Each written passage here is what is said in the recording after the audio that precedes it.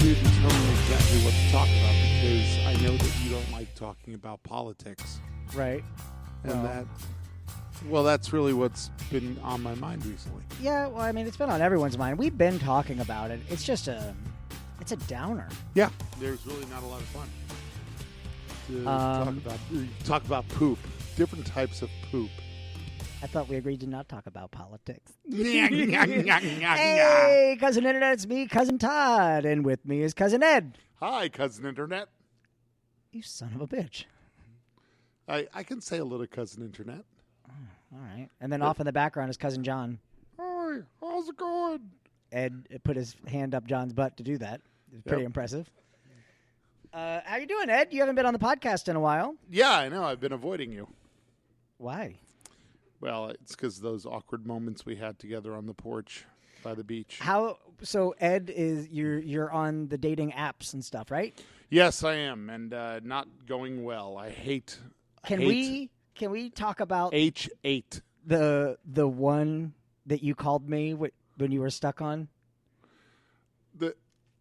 Can we talk about that the one? 3-hour date? Yes. That was interesting. So you start the story, and then I'll interject when you called me. I think we probably should just be a little careful because you don't have to say her name.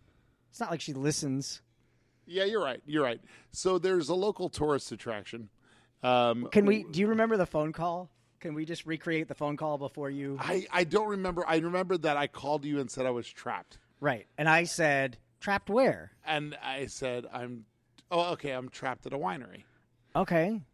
Well, I can't leave. Why? Wait, you're on a date. Yeah, I'm on a date. Why can't you leave? Just make an excuse and leave. Well, she drove here. She drove you? Yeah. On a first date? Yeah, we met, I parked, and then she drove me there. Your first time meeting this girl. Yeah. And you let her drive Listen, I got to go. We're going back inside. You let her drive you out of a city. Yeah.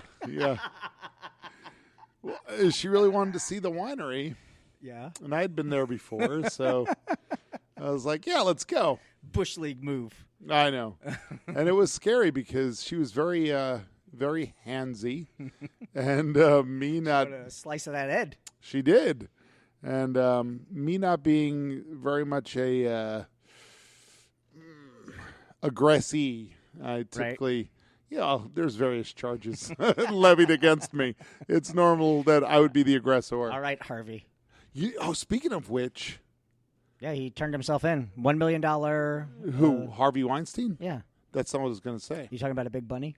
No, I'm talking about, have you heard about Morgan Freeman now? Yeah. That's kind of a bummer. Morgan Freeman? Yeah. I just watched The Shawshank Redemption. I wish I could tell you Morgan Freeman didn't fondle them women. I wish I could. Really? Yeah. Morgan frickin' Freeman. Easy reader. 8 women have come forward. Frickin' Morgan Freeman. Anyway, so there I was on this. There I was on this date that just kept going and going and going, and I tried to be nice about it. Yeah. I don't know that I was though, because I don't think I got the response that I was shooting for. I tried to make it clear that I wasn't interested, and how did you make it clear that you weren't interested? Oh my God! If she listens to this, she's gonna know it's her. Listen to this. I looked at her. I said, "Listen, there's really not a spark." And she said, "Sometimes there needs." I'm laughing because I know there needs to be a physical connection for there to be a spark." And then she planted a kiss on me, and I pulled away.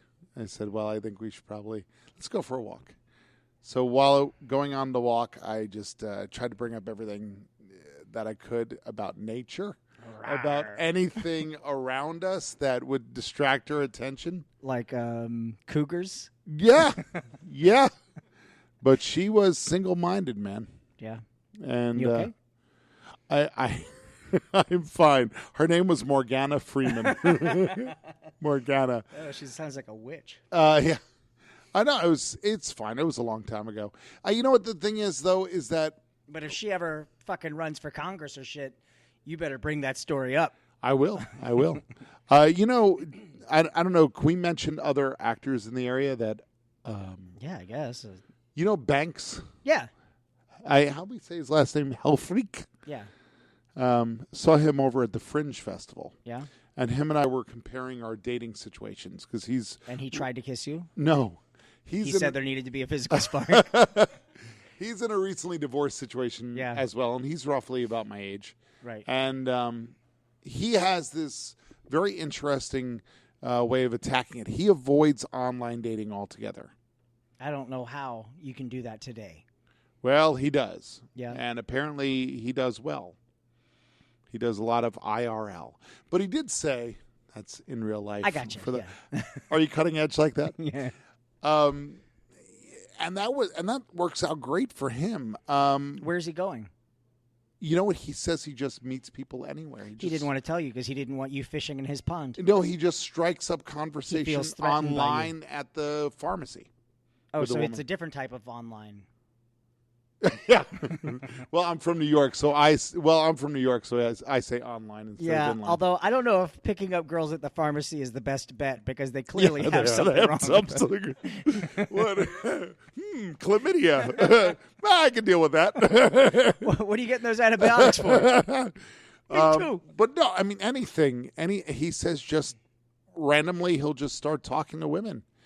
I feel like there's a fine line for me. I don't feel comfortable walking up to a random woman and talking to them because I just get the sense that they're going to turn around and go, "Ew, fucking creep." Well, I recently, and you know this because without going into great detail, I recently was very attracted to somebody. I still am. Yep. And I'm very flattered by that. Yeah. And I asked her out. And her. Oh, okay. Yep. And, okay. Yeah. No. Yeah. Keep on. And I got shot down. Oh, did you? Yeah. Yeah. Only because, as the explanation was that there was somebody who something could happen with, and they wanted to give it a shot. Right. Okay. And I'm like, great, fine, you know. Did you say it like that? Or No, did you say no. like, It was during a text, and the reason why I bring it up is that I'm very proud of my response. What'd you say? Because I was thinking about how to text back, and I was like, well, I don't know if I should text back and be remorseful, not remorseful, but like gee, I'm sorry to have bothered you, but I'm not bothering her. I'm flattering her, So my response back, I was completely honest. I said, fair enough. You do what you got to do. I hope you find what you're looking for. I'm fairly confident that what you're looking for is me. But I'll wait. Only time will tell. It said maybe I'm wrong, but I don't think I am. All right. And the response that I got back was very favorable. She was like, that's awesome, although she used qualifiers on the awesome. Fucking? Yes. Yes. All right. Really, John's sitting right here, and you're going to use language like that. So here's the difference. Yeah, I'm sitting right here. Ed, you're gonna wash your hands. I won't. I refuse to. If I texted a girl and asked her out, and she said, "Is that okay?" By the way, would you rather text someone to ask them out? When you ask them out, do you ask them out in person or texting? It depends on the situation. Like if you're communicating via text, and it's that sort of conversation, then yeah. That's fine. But if it's someone that I've met IRL, that's in real life. Oh, right. I forgot. I thought it was Ireland. Yeah. I forgot that I brought it up earlier. Dating now in Ireland. How do you know? All the drunks. Really? So I'm allowed to say that. I'm Irish. Oh, okay. I'm drunk. But if girls that I have dated in the past in a serious way, it started either way. It's just however we're communicating, but communication is the key to that. So I don't think there's anything wrong with communication. Never heard of that. I know. Yeah, no, you're probably right. I didn't. Ed, I'm fucking right. Sorry, John. Yeah, I'm insulted. The other thing about that situation was I was really worried about the timing. Is it too soon? I don't know her very well. Because and all she went through a recent breakup. I would see. What? Here I am trying to be all like cagey and not obvious. But there are a billion people in the world right now who have gone through a breakup. I don't think a sleuth is going to solve it. Yeah, you're right. Not me. Shut up, John. Anyway, so she's a beautiful. I'm just going to start describing her. What was I saying? Oh, yeah. So I really don't know her that well. Right. And so I was seeing, well, should I really get to know her well, whatever? And I was just like, no, because I'm not really interested in going, well, I'd like to develop a friendship. You just want to pound that beef. No. That's not what I mean at all. Is that an expression? Because if not, it should be. It will be now. I just want to pound that beef. It makes me think of that little old lady from the Wendy's commercials. She's fucking sexy. I want to pound that beef. You know why she got fired? Why? Because she was in a Prego ad for the spaghetti sauce jar. Not the jar, but the sauce inside of it. She was Prego? Yes, no. Because someone pounded that beef. She said, all she did was it was for their new beef meat sauce, whatever. Yeah. And she just popped up. She goes, I found it. Oh. And Wendy's got upset because they were like, that implies that the beef is somewhere else other than Wendy's. And we're the only one with the beef. It sounds dirty no matter how you say beef now. Well, that's because you took us there. I'm uncomfortable. Poor John. John, son of a bubble. son of a bubble? Yeah. Trying to clean it up for the bastard. Hey, speaking of bastard. Yeah. That just made me think of a show that I wanted to see at the Orlando Fringe. Which is going on right now. Yeah, it's called Red Bastard Lied to Me. Yeah. I don't know anything about it, but I thought the poster looked cool. But I saw Meet the Replacements and I saw El Wiz. And they were both really good shows. Hi, Hal just walked in. Hal, a Mama's regular. Hi everybody, I'm Hal. Wow, you do a really good Hal puppet. I'm not going to wash my hand either. Hey, it's not better than mine. Oh, calm down, John. Okay. So anyway, it just made me think about the Fringe and how I do it probably about every 10 years. Yeah. But I would dare say my best Fringe experience was working on your show. Thank you, Ed. Zombie Girlfriend, which I'll go on record right now. I did not believe in when I first saw the script. Yeah, that's one of my. You tell that story because I've heard you say it before. But yeah, it's not much of a story. It's just you handed me the script and you said, I want you to play this part of Dr. Quigley. And I said, okay, what's Dr. Quigley? Well, he's a doctor who the main character works for as an intern. And he tries to come over to save the girl who's been turned into a zombie. And then you get turned into a zombie yourself. Okay. So I flipped through the script and I'm reading it and there's just all this blood and just vulgar, disgusting humor. Mm-hmm. And I'm reading it. I'm just like, Todd, this is gross. This is not funny. Yeah. I said, people are just going to be grossed out by watching this show. I did it anyway. I don't know why, but I did it anyway. And boy, was I wrong. You turned away people. Correct me if I'm wrong. Yeah. You turned away people every night. Yeah. Opening night. John, you saw that show, right? Zombie Girlfriend? Oh, you just saw the video? You didn't see the... Yeah. Oh, was it Raj that videotaped it? No, you did the DVD of it. Yeah, no, but yeah, you had... And then I loaned the DVD to Raj, and you probably saw the DVD that Raj had. I thought you had students in the audience that were No. It. But yeah, and I was just like... And opening night, I guess you were riding the fact that, you had the Duty Humor label and stuff like that. People just wanted to see what the next Duty Humor show was. And as I remember, opening night it wasn't a full house. It was close to a full house. And then every show after that, we had to turn people away. Yeah. And I believe backstage, I came up and apologized. I was like, I didn't. You know what that says? Is that I am fully aware that society is going to shit. And I'm just... And you are the guide. I'm going down that shit slide with everybody. You know the way to the shit. So you're just like, come follow me. On a going back to the asking a girl out. Right. The difference between you and I is you handled that so well.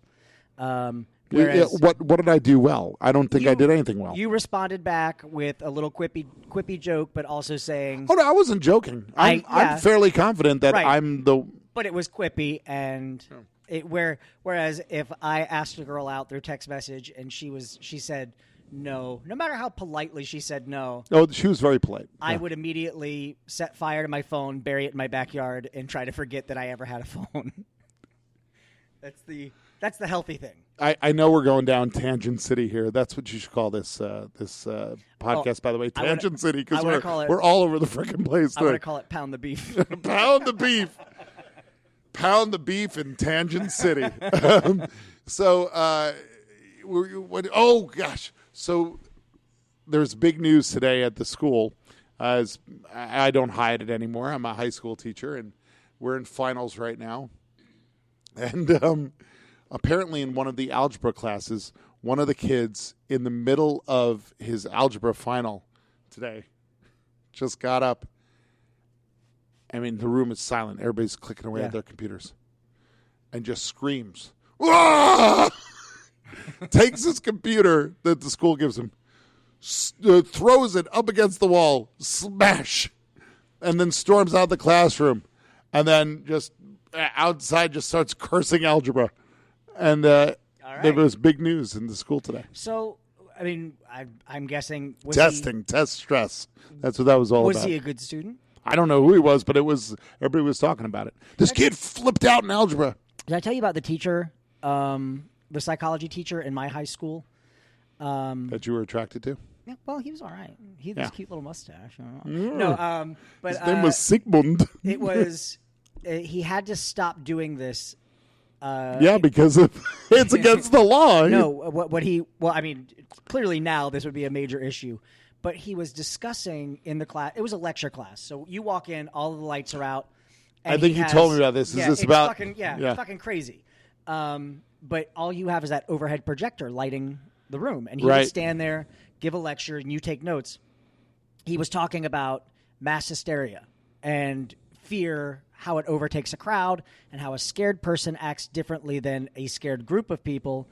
And as he's talking, he opens up his briefcase and pulls out a starter pistol, which it's dark in the room, so it just looks like a gun. And he starts saying, it's dark in here. Maybe you're not seeing this properly. Is it a gun? Your brain is asking, is it a gun? And then you're thinking, what if it's a gun? It can't be a real gun because he's a teacher, but there's a part of your mind that's saying, what if he's just snapped? And then he suddenly points the gun over the room and just starts firing blanks. And everyone screamed. And then that was the lesson. But he did that every year. And then when I was in high school, they were like, hey, the kids are packing as well. You got to be careful. But yeah, he was. Well, the kids by a certain amount of time had to know it was coming. Oh yeah, I mean it was famous. It was a famous story, but still, you're never really prepared for someone whipping a gun out. There was the night on stage here where I took a prop gun from backstage as I came out for the King at the end of '99, and Francisco said something, and I just pulled the gun and said, "How dare you!" I just pulled the gun out. He went white as a sheet, like instantly, and I think there was a part of him that thought, "This is it. this is where Todd snaps." That's my equivalent of throwing a computer against the wall. Yeah, I guess actually now that I hear your story about that, the psychology teacher, the algebra story is not all that great of a story, but flipping out. But yeah, I mean anything. This time of the year, the very last weeks, it's just everything is nuts. There's more fights. There's more tension. I told you my theory about senioritis, right? No. High school kids when they get to be seniors, they turn into assholes, basically. Sexy assholes. No, just assholes. And, they treat, teachers like, for example, like I treat my students with respect. John was one of my students. Put your hand up his butt right now. Yes, lots of respect. But it doesn't matter because they get so entitled and whatnot. I think it's a natural process, this senioritis. Yeah. Because when you've been with a kid, freshman, sophomore, senior, junior, senior year, you're like, I don't want to see this kid go. I don't want to see this kid leave. Yeah. You know, we've done so much together. We've grown. Oh, wait a minute. He's kind of turned into an asshole right now. Yeah. You know what? You can go. But there's another part of that kid is about to go out into the workforce, the military, or the college or whatever. And if they don't have that kind of assaholic shell, they're really vulnerable. It's like, hey, you know, I don't know. That's some bully at the various locations. Hey, that's what they sound like. Bullies are idiots. Yeah, and you know, they get knocked around. But if they have a little bit of that overconfidence, a little bit of that cockiness, you know, it's probably healthy. Well, there's also a bravado that a lot of that assholiness is a put on as a protection. I mean, I do that myself. Like I was writing. Wouldn't you have to say goodbye? I'll never have to say goodbye to you. No, one of my books that has been done for a while and is coming out. This particular one is coming out in. Tell us about your book, Todd. Actually, hold on. Inhuman, it's crazy how much it's being read right now. Like, it's blowing my mind. I can't help but keep checking it. Because I can see there's basically a Kindle Unlimited and another thing that's like Netflix for books, and I can track how many pages are getting read, and I'm like minimum 1,000 pages a day are getting read. Wow. The other day it was 2,000, or it was just under 2,000. So that's exciting to me. But this one book in particular, one of the characters, the main character, talks about using humor to protect himself from his feelings. And when something gets too emotional or too real, he uses humor. And for the book, it makes it more entertaining when you have you have Han Solo say something quippy in a dangerous situation, and you're like, oh, that guy's cool and funny. Meanwhile, if Han Solo was like, shit, I thought we were going to die, he's no longer the hero that you really want. You're right, Chewie. I thought we were dead. I love you. But in it, he basically says, like, I hide my emotions behind this veneer of humor because I can't deal with it. And I wrote this whole long paragraph of him describing why he does that. And I was sitting there and I went, oh, I just wrote about myself. Yeah, there is that. There's that. But there's also always been that kind of Venkman-esque quality to you. There's, when we were working Busters together, Ghostbusters, you never really were Venkman, but you were a Venkman-esque character always. Yeah, well, and that's where you and I met. Right, yeah, I remember. But yeah, Hawkeye's character in MASH was the same way. Yeah. In order to deal... Shut up. In order to deal with the horrors of war, would joke around and stuff like that. There's a personality type that you click into, and it's not just in fiction. It's IRL, Ireland. What time is it? We got a couple more minutes. 4:30. It's not late. No. It's just early. Nobody. Spin Doctors. What time is it? That's before my time. It's from the Pocket Full of Kryptonite album. Are you with me on that, Hal? Nothing? Yeah, it's before Hal's time. Damn it, Hal. Grandpa Ed, in the before time, did you gather around the radio? The before time. Hey, speaking of Solo, have you seen Solo yet? I haven't. I just saw Deadpool 2. Yeah, I never saw Deadpool 1. You didn't? No. It's great. I put that on the online. At the supermarket? On the Facebook. Where you meet women? At the pharmacy? Oh, that's Banks. I don't know if it's a pharmacy, but he just said that he would meet them only in real life, and I thought that was great. Good for him. Yeah. But again, so one time in my life have I walked up to a stranger and asked her out. And I was living in Tampa. A friend of mine who was like... The big guava. The real ladies' man. And there was a girl who worked in the movie theater. I was 18, 19. And there was a girl who worked in the movie theater we went to all the time. Just beautiful. Worked behind the ticket counter. Always very friendly. And I was just... She was like 49, 50. No, she was about my age. And I was just so infatuated by her. And I was like, I want to ask her out, but I'm so scared to ask her out. My friend who was the ladies' man is like, what do you lose if you ask her out. What do you lose if she says no? What's the worst thing that could happen? And I was like, well, worst thing that could happen is she pepper sprays me because I startled her when I asked her. And then as I stumble back screaming, I step on a stroller and slip, injuring a baby. The dad who's pushing the stroller has a gun, shoots me and hits like an orphan. Wow. Yeah, this is why I don't do this shit in public. Your life is a Rube Goldberg machine. But yeah, he stood there and he was like, you need to ask her out. We had this event. I was working at Busch Gardens. We had this event coming up for a party, and it was my friend Jason. He's been on one of these podcasts before. The guy with the hockey mask. Yes. Oh, yeah. And he loves camps. Yeah, but he talked me into it, and I went up to her and I said, "Hey, my name is Todd. I've seen you here, and yeah, well, I've seen you too." Here, we'll reenact it. Okay, so you walk up. Go ahead. Okay. Hi, I'm Todd. Hi. You sound just like her. This is eerie. I'm working right now. Yeah. There's a movie with Garbage Pail Kids is playing. It's before my time. And I have an event coming up at Busch Gardens. There's a new roller coaster opening, and they're allowing us to bring a guest. And I would like to invite you to come with me. To Busch Gardens? Yeah. Where the rich people go? Yes. Oh, I would love to go. That's not how it went down. Can I bring a friend? Yeah, sure. Who Can I bring my family?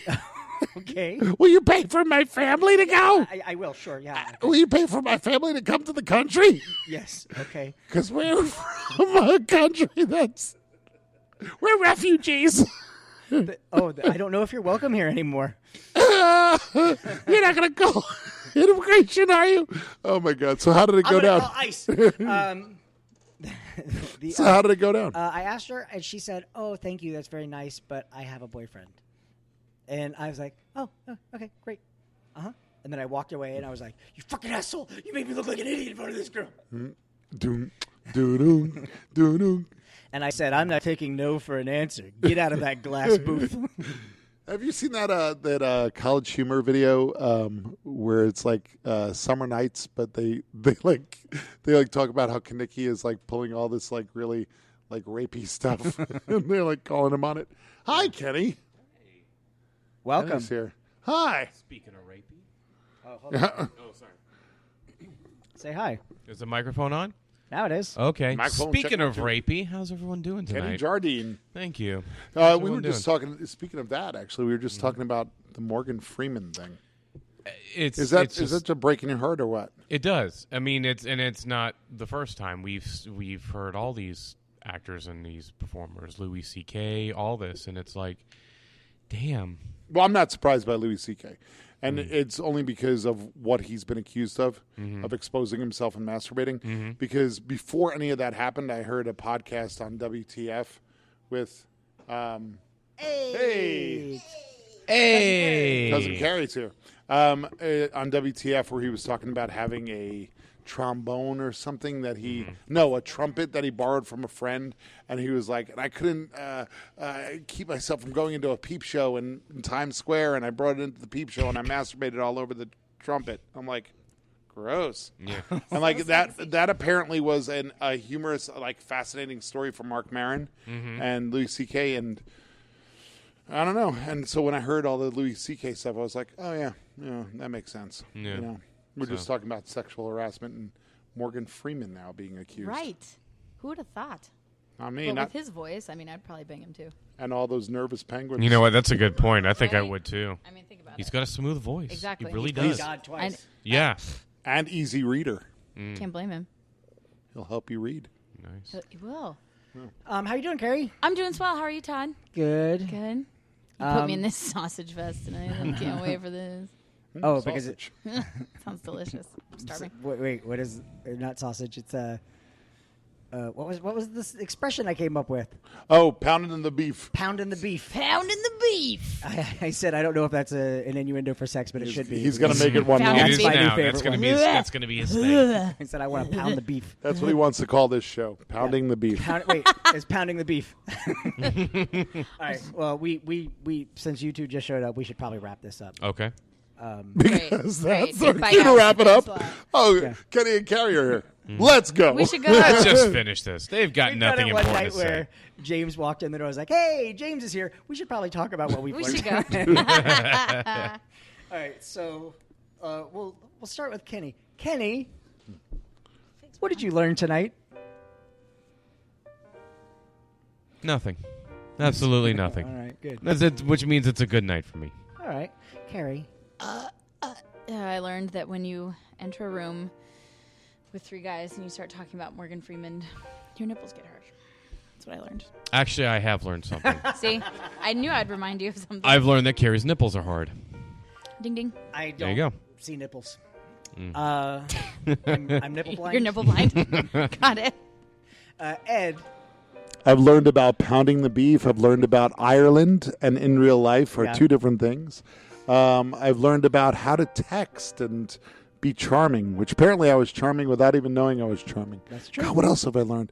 Oh, I learned about how you have a persona of using humor to fight your misery, which means Not that misery. down deep inside, you're troubled by the world. And Are you miserable, Todd? No, I'm Todd, really do not. you need a hug? Yeah, what's going on? I could give you a hug. Oh, thanks, John. That's, our John puppet wants to give you a hug.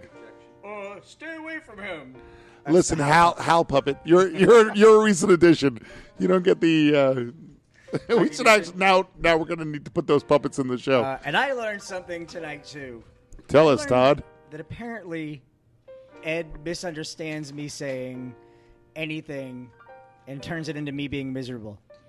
That's all you got out of tonight. That's all I got. Big night. I Big thought night we for were on the Todd. same page, and then you said what you learned, and now we have to start over.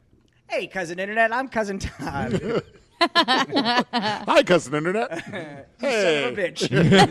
All Full right, circle. we're Mama's Comedy Show. We are here every Friday night at 10 p.m. You can find us on Facebook. Search for Mama's Comedy Show and like it. Call 407-363-1985 to make a reservation. I'm on Twitter and Instagram at Todders. And I'm on Snapchat and Xbox Live as Duty Poo Poo. DOODIEPOOPOO. Kenny, where are you? Kenneth Jardine, too. Yeah. Kenneth Twitter. Jardine to Twitter, and then you can also find me at KJardine27 on Instagram and Xbox Live. And you can send him a dick pic at either of those places. Yeah, wait, what was it again? It doesn't have to be your dick. Okay. It could be any Yeah. dick. It Oh could my actually God, be that's a good person idea, named Dick. actually. Start sending dick pics, but just of other people's dicks. There was That's a night we were doing a show here, and we were doing Redneck Town Hall, and for some reason my redneck character decided that I liked to dig holes in the ground and fuck them so that I could say I fucked I states. remember that. I remember that. Alabama, I fucked it. and at the end of the show, we were like, hey, if anyone actually does that, like, take a picture. We'll put it on our wall. Like, we can't show your dick, but just lay down on the ground and tell us your dick is in there in front of a Hump of sign that dirt, says, like, right? welcome to Georgia. And this guy after the show said, I'm a truck driver, and I'm going to do that in every state I pass through and send you pictures. I said, I'll decorate the walls with your pictures. Look at us reaching out to the redneck community. Yeah. Carrie, where are you? I'm right here. I'm right here at Mama's Comedy Show. So- And that's it. That's all I do ever in my life is I wait around to be called to do Mama's Comedy Show. If time travel Yeah. is real, Yes. come here tonight, May 25th at 9:37. Do it. We're here. Where's Carrie? I don't know, Doc. This is a bad idea. I am on the Facebooks, and that's it. Find me at Carrie Ringer. Is You're- that my name? yeah. Carrie Ringer. You tell us. I forgot. Are you only on the Facebook? I'm only on the Facebooks. Really? I know. I can't She's Twitter. smart. I don't. She's smart. Chap snat. I don't. Chat snatch. I don't do that. Hey, Mima? She's not into the chat I, snatch. I like fucking Alabama. I don't do the chap snats. Ed, you want to give out your... As everybody knows, I'm very simple to get in touch with. Yep. Just write to me at edbud at P.O. Box 1359, New Rochelle, New York, 12590. All right. We'll see you guys next week. Bye. Bye.